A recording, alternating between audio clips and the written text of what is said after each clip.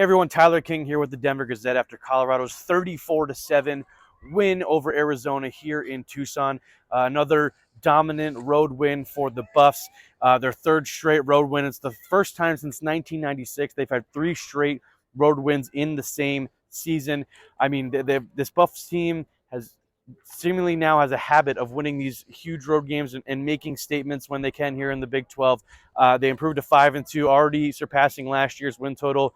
They're 3-1 now in the Big 12, and everything is ahead of them, which I'll get to kind of later. But just kind of starting off with this one here. I mean, it's the biggest win of the Deion Sanders era, 27-point win. The second time that they've held the team to single digits this season, including the CSU game.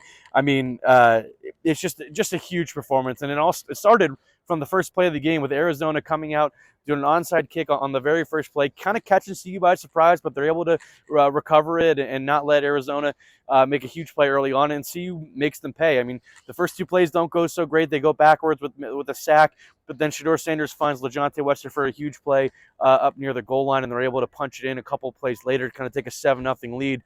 And they don't look back. They score on their first three possessions, take a 21-7 lead, and it was a complete offensive performance, running the ball, complementary football, run the ball, passing the ball, protecting Shedeur Sanders.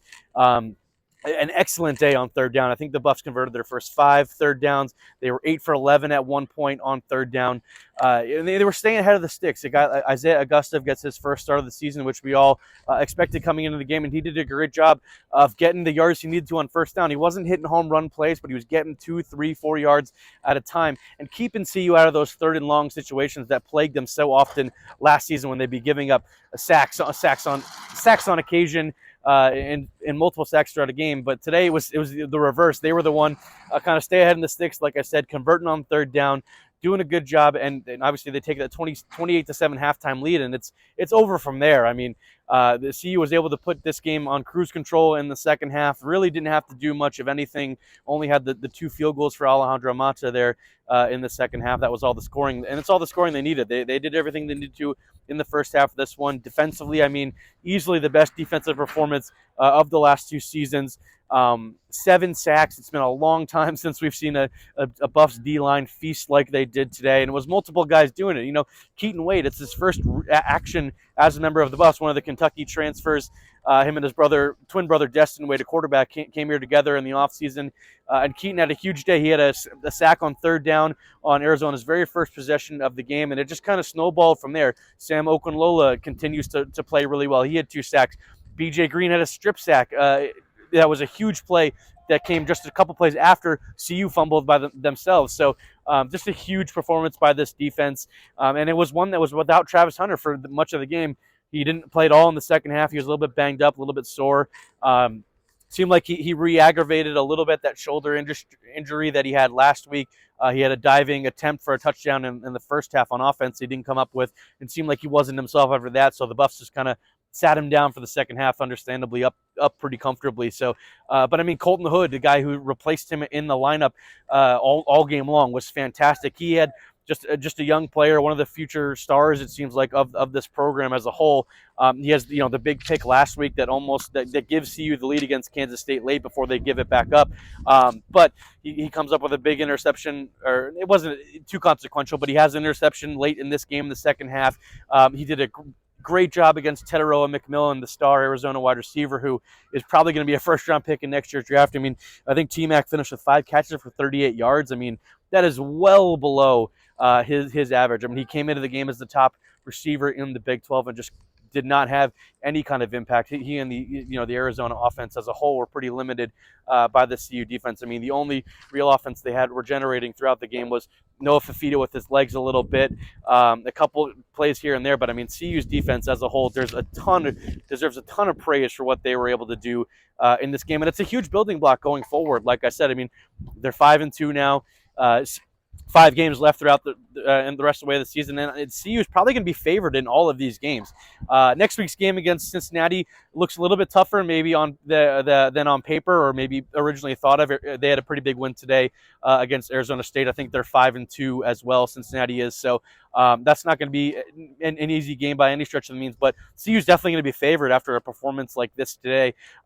They go after that. They go at Texas Tech after following a bye week, of course, but they go to Texas Tech in November, and that's a team that got blown out by Baylor at home today. So this is a wide open Big 12. BYU, on Friday night remains unbeaten with a dramatic win over Oklahoma State. Iowa State is playing as I speak, so is Kansas State. So those two teams are playing right now. But I mean, there's no reason CU can't contend for a spot in Dallas for the Big 12 title game in December. This team is starting to put it all together on both sides of the ball. Like I said, this was their most dominant performance, their most complete performance, the best performance of the Coach Primera. I said that a couple weeks ago in Orlando after the big win over UCF, but it's even more true today.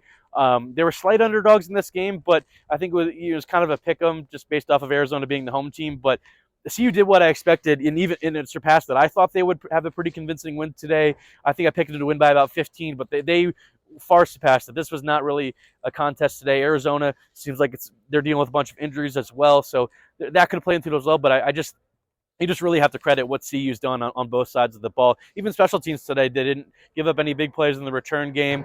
Obviously, like I mentioned, the onside kick, they're able to recover that, on the first play of the game, and just show how locked in they were for this performance, coming off a loss. They still haven't lost back-to-back games at all this season. Both times they have lost, they've responded with the dominant performance on the road. Earlier, obviously, in the Rocky Mount Showdown at CSU following Nebraska, and today here at Arizona. So, I mean, just an absolutely really impressive performance. I mean, you really can't say anything else about this group. I mean, they're starting to put it all together, and it's looking like a team that can compete for a Big 12 title. And whether or not they do that, I mean, it's up to them. The path to that is all in front of them. They should be able to win the rest of these 5 games against the teams on their schedule and put themselves in a spot to have a place in the Big 12 title game. I mean, this is a crazy conference. Anything can happen, and who knows, if you get to the Big 12 title game, you're playing for a spot in the playoff and a bye. I mean, something that would have been unthinkable for those outside the program coming into the season. And even for us in the media, we didn't expect that. I expected them to have a much better season than last year, but they are far surpassing expectations. And they all deserve the credit, from the coaching staff to the players. It seems like every one of the transfers they've brought in has made some kind of an impact at some point throughout this season. And obviously the veteran guys that they have had back are continuing to take their game to another level too. So, that'll do it for me here at Arizona Stadium. Gorgeous day in Tucson. I mean, the weather was just absolutely fantastic. So, great day for football. And see you next week, 8:15, another late night kickoff against Cincinnati. But should be another sold out crowd, I think. So, I mean, good time to be a Buff fan for sure after another dominant performance today. And they're going to celebrate on the plane ride home, and as before turning the page to Cincinnati next week. So thanks everybody for watching, and make sure to see all my coverage at denvergazette.com. I'll have plenty of content and stories from today's game, and obviously turn the page to Cincinnati next week. Thank you.